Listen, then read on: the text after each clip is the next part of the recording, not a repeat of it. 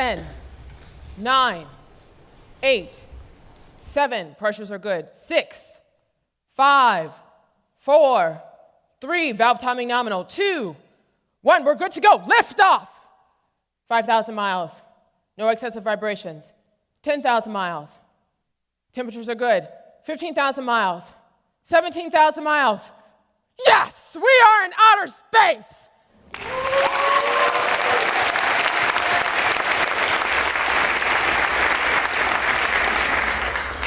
That was me, an award-winning rocket scientist sitting in mission control.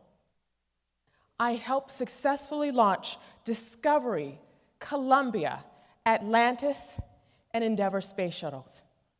Thank you.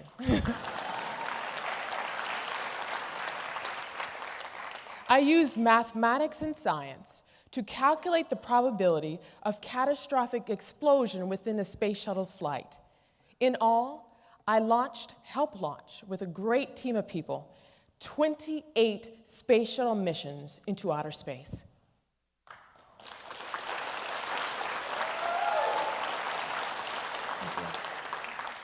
Now I can stand here and tell you how great it was to launch from the mission control. I can tell you how it was like to sign off and authorize multi-million-dollar engine tests. But I'm not. I can tell you how great it is to be an author and a TV host now. But I'm not.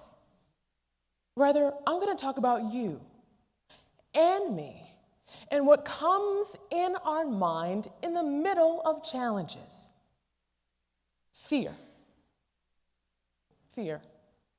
What have you always wanted to do in life? Do you want to be a multi-million-dollar business owner? Do you want to be the first in your family to graduate from college? Do you want to start a family?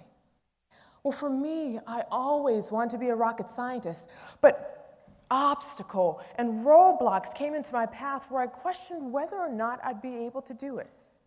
The truth is this: if we do not have a way to reprogram our minds to overcome fear, we will never be successful at our own specific missions in life.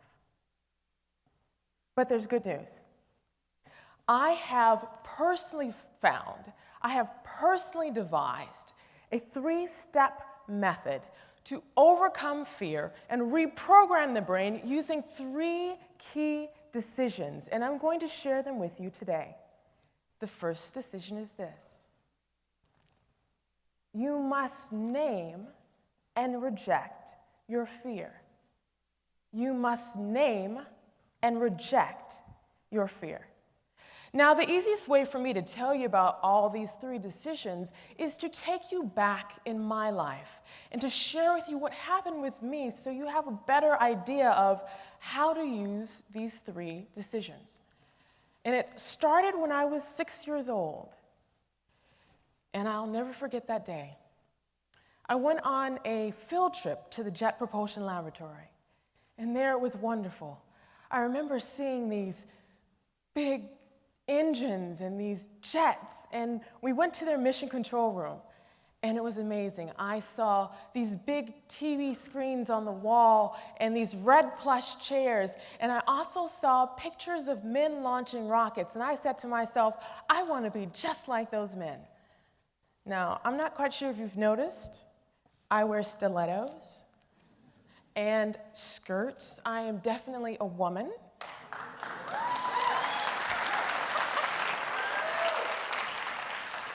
And that didn't stop me. I wanted to be just like these men. But obstacles came into my path.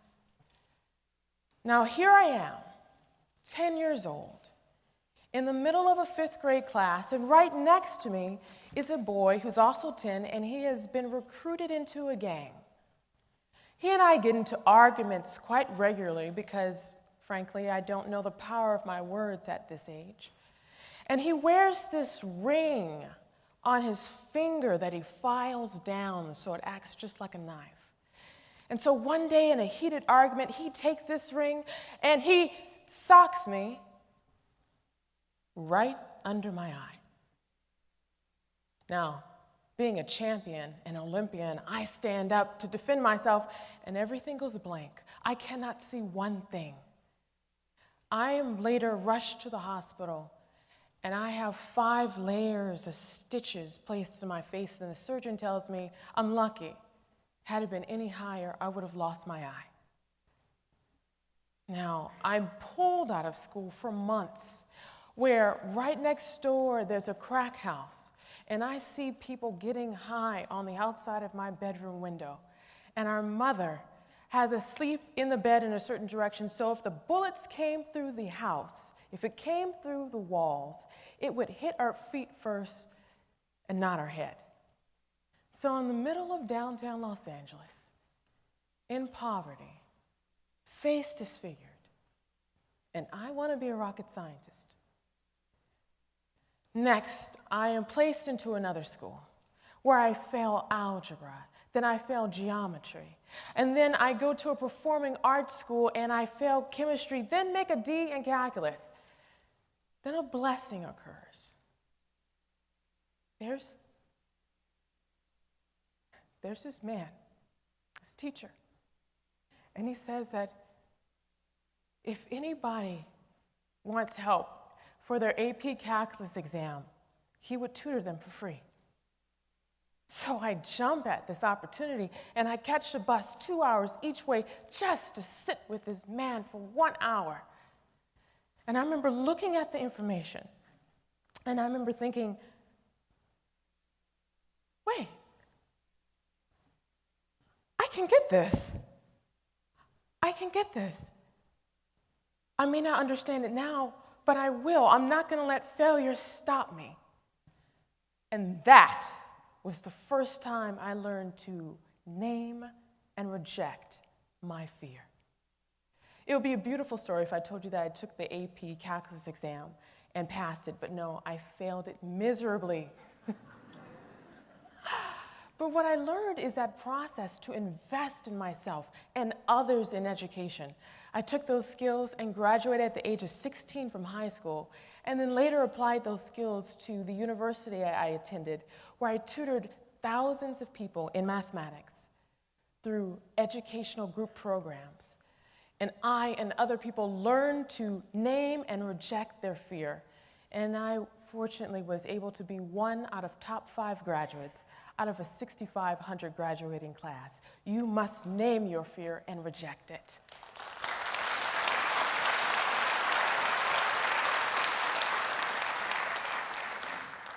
The second decision is this. You must reprogram your brain with different thoughts.